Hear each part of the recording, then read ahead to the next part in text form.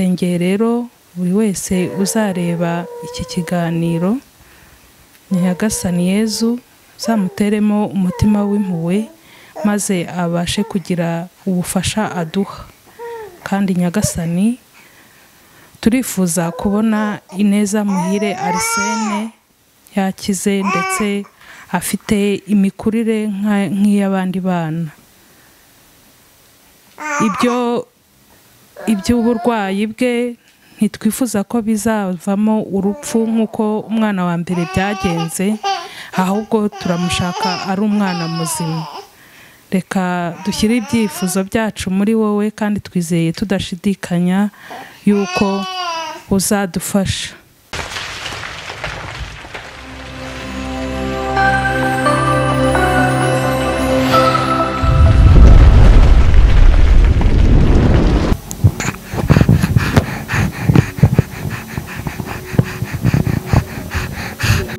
Njye natangiye kubibona cyane ku mezi 3 aho nabonaga umubiri yavukanye ugenda ushonga nyina nanuka.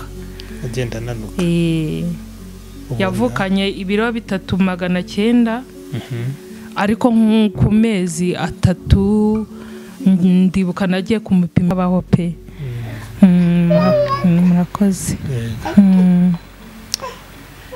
Abantu rero mudukurikiranye murabona ko uyu mama avuye ihuye azana Kigali, yarakurikiranye bamuha nimero ati abanyamakuru bakora ubuvugizi, ari gushakisha ibishoboka byose arebe ko yatabara uyu mwana.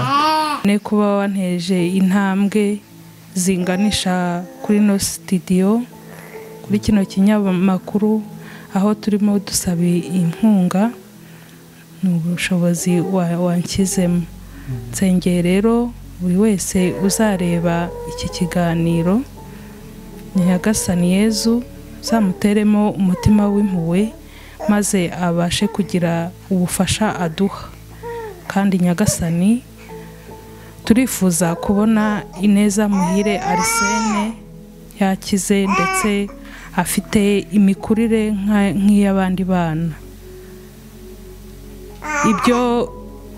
Iby'uburwayi bwe ntitwifuza ko bizavamo urupfu nk'uko umwana wa mbere byagenze, ahubwo turamushaka ari umwana muzima. Reka dushyire ibyifuzo byacu muri wowe kandi twizeye tudashidikanya yuko uzadufasha. Bisabye nizeye mu izina ry'umwami wacu Yezu Kristo. Amen. Amen. Murakoze inshuti zacu rero. Muhabwe kwakira neza iki kiganiro, mwuka w'abasure. Uyu mwene data tumwite warababaye gupfusha umwana wa mbere w'imfura. Imana twizere ko igiye kuguha uyu mwana kandi byabaye, nzi ko Uwiteka afite imbaraga n'ubushobozi bwo gukora imirimo n'ibitangaza aciye mu bantu yaremye. Yego. Turabashimiye. Murakoze cyane.